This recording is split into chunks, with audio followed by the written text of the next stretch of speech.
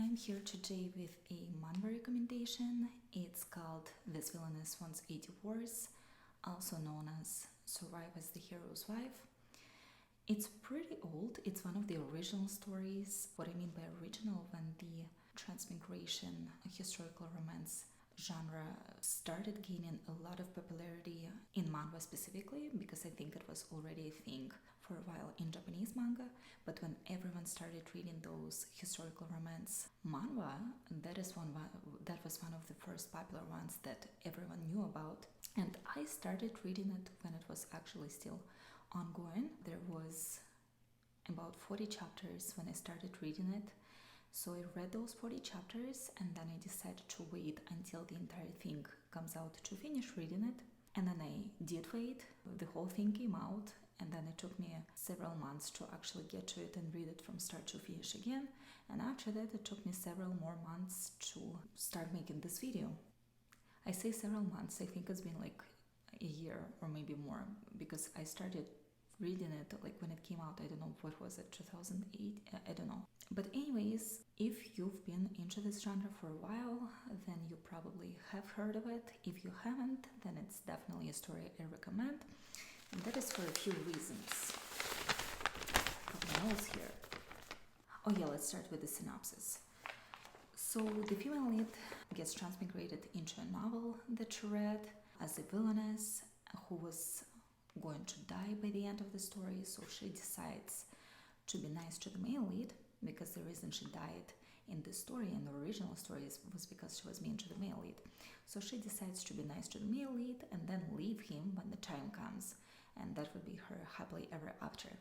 So in terms of plot, there's nothing revolutionary we get here. We get a lot of these plots, transmigrating into a novel, being nice to the male lead, and then hoping to leave. We all know it's not going to happen. So nothing revolutionary in terms of plot, but even though it is nothing too extraordinary, it is still presented very well. And there are some pros, whatever you pronounce it, like positive points to this story that I want to share. And my first point is every single character is beautiful. I was personally obsessed with the art of this story.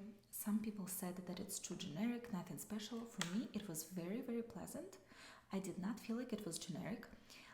The characters' faces perhaps were similar to one another, but I think that the artist made up for it with pretty unique character designs aside from faces. Like they had unique hairstyles, unique clothing styles as well. I think they had pretty unique eyes. Like everybody looked different to me. Very unique character designs for everyone except for the male lead. He is your basic black-haired, red-eyed male lead. But even then I say that, but he still looks a bit more unique to me than your typical gold duke or whatever. Like his hair is a bit longer. I don't know. I think he's very beautiful. I like that the artist draws the characters' lips. I think they all look very beautiful. The villains are all hot.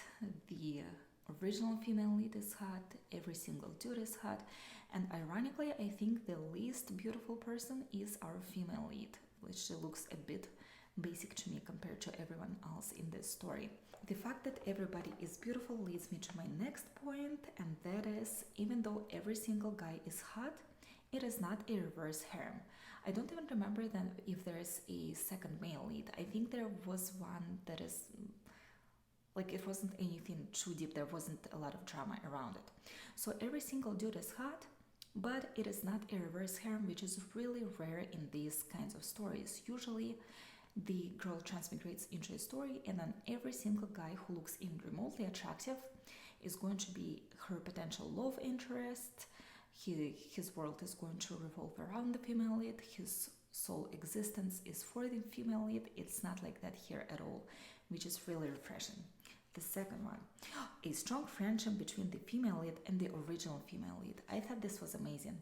Oftentimes we read these kinds of stories and the original female lead turns out to be someone evil, or sometimes she turns out to be a part of the female lead's harem, being her fangirl or wherever. Here, it's not the case. Both girls are independent, amazing, very strong, very intelligent, and they form this strong friendship of two strong, intelligent women who are on equal terms instead of one being subservient, is that how to say it? Subservient to another. And that is really not something you see often in historical romance manhwa. Likeable villains. The villains are very likable, especially the villainess. The villainess she's so hot, probably the hottest female character in the whole story, and she's very likable. The villains are as well, the male villains are as well. Everybody has their reasons to act the way they do. I would even say the villains are a bit too likable, especially the villainess. She has the aura, like she has a very intimidating air around her. So she feels pretty threatening, but I feel like throughout the story she hasn't actually done anything that is too threatening. Maybe it was the point to make her like not fully evil, but I feel like given her ambitions and given things that she wanted to achieve, she could have done a bit more as a villainess. A lot of people said that, and I think so as well. She would be a great character to reincarnate, like to possess. It sounds so weird to say, but to transmigrate into a story with her as a character, or maybe a going back in time story. I think that would be amazing. Healthy relationship between the female lead and the male lead. It's also not something you see often. They actually communicate a lot, which is amazing. There are some misunderstandings throughout the story, but it never drags out for too long, I feel like, and it never leads to any major heartbreaking conflict. Because most of the times they will assume something that in some other story would drag out for 20 chapters. Here the misunderstanding will last maybe, at most 2 chapters, and then they will actually talk about it. Next point. The female lead is the one who initiates intimacy. This is amazing. This is rarely the case in these kinds of stories. Usually the guy is the only one who initiates any kind of intimacy, and the girl is usually hesitant or seems unwilling or seems like she doesn't want it, which I personally really do not enjoy. I feel like it maybe stems from the fact that there may be still this notion in East Asian countries that woman must be modest and she shouldn't want to satisfy her earthly desires or whatever. So it's really refreshing to see a story where the female lead is the one who initiates intimacy, and it's not like the guy doesn't want it. It's not like she needs to force herself on him or like pressure him into anything. He really, really wants to have this intimacy with her as well, but he is so afraid of being disrespectful that he rarely initiates any sort of physical contact at first. Great intimate scenes, not explicit. Okay, yes. In a lot of stories that are not smart, that are not 18 plus or whatever, I feel like there is this problem that the authors don't want to show any explicit scenes, but they don't show any sort of intimacy or passion between the main characters, and I feel like it really takes away from the story. Here it's not the case. The story is not explicit. I feel like, PG-13, whatever, there's nothing explicit whatsoever in this story, but nonetheless the author takes the time to show the main characters embracing each other, like looking into each other's eyes, passionately kissing each other before they have their 18 plus scene off the screen. So in some stories, I remember the one that I thought it was the most annoying in, it's called the Duchess 50 tea recipes. The only thing we would ever be shown as the readers is small kisses between the main characters. Actually, I haven't finished the story, so I don't know if it changed later on, but they would peck each other on the lips. It wouldn't be even a very well drawn kiss. They would just the author would show us they kiss each other a little bit, then we are shown a wall, and then the next panel is the morning, so it means they slept with each other, but there is not even a hint of any sort of underlying passion or whatever between them. You can at least include a scene of the guy unlacing the girl's corset, or maybe spend a few panels showing them kissing each other. So I feel like this story does it very well. So if you're not a smart fan, but you also want to see some sort of passion between the main characters, I feel like this story is doing a great job with that. The last point. In the positive points, not a whole lot of drama, which could be a pro or a con, depending on the kinds of stories you like. Here, nothing really drags on for too long. As I said, not many misunderstanding and miscommunication between the main characters.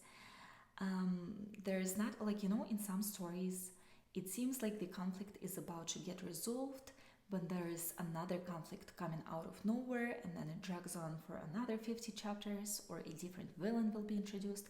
Here it's not the case. There is like one conflict for the entirety of the story.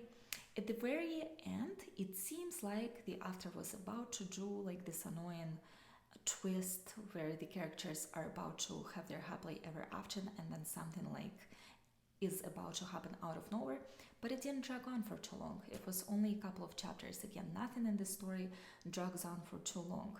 And this is it for the positive points. Now, things that I didn't really like. Dan's main characters. It takes a pretty long while for the female lead to realize the male lead's feelings.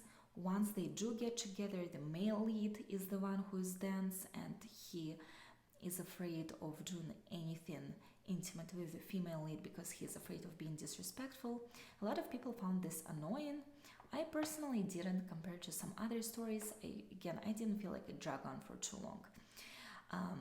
Probably when the male lead started acting stupid, it got a little bit tiresome. And the second point is, for me, it was too plain of a romance. I love the story as a whole, but I feel like romance it lacked a little bit of spice for me. I just prefer when there's just a little bit, at least something more spicy when it comes to the romance. This romance is pure vanilla, pure fluff, and this again can be a positive or a negative thing depending on what you prefer. For me personally, this is the kind of romance I would love to read after reading some, what do you call it? I forgot. Angsty stories with a lot of tragedy, with a lot of abusive relationship. This is the kind of story I would want to read, but generally I prefer something that is a little bit spicier. And as I was reading the story, somewhere in the mid chapters, I realized that I was starting to get bored a little bit. I had to kind of force myself to read the next chapter. And when I finished reading the story, I realized that the chapters I was bored with were the ones that concentrated solely on the relationship between the main characters. So it was just their romance, just their happy moments together. And I realized that because it lacks any sort of spice, for me, those were the most boring chapters. Now, when the plot was actually happening, those chapters were really interesting to me. And the last point is the female lead's dresses.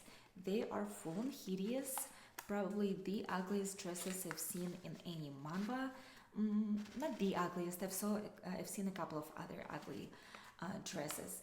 And it baffles me because I know the artist knows how to draw beautiful dresses, because the Villainess dresses really beautifully.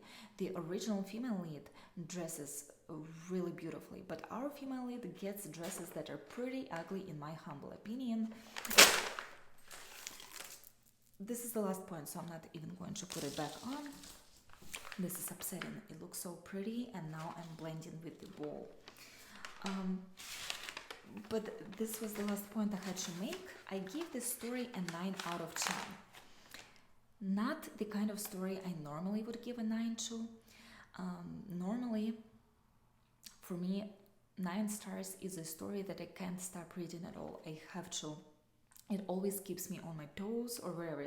There's always this feeling of being unsatisfied unless you read more. So this story is probably like a low 9 for me, maybe a high 8, 8.9, 9.1 or something like that. I'm just giving it a 9 out of 10. So I think it's a pretty good story. I recommend it. If you haven't read it, if any of the points that I listed sounded like something you would enjoy, then by all means read it. Thank you.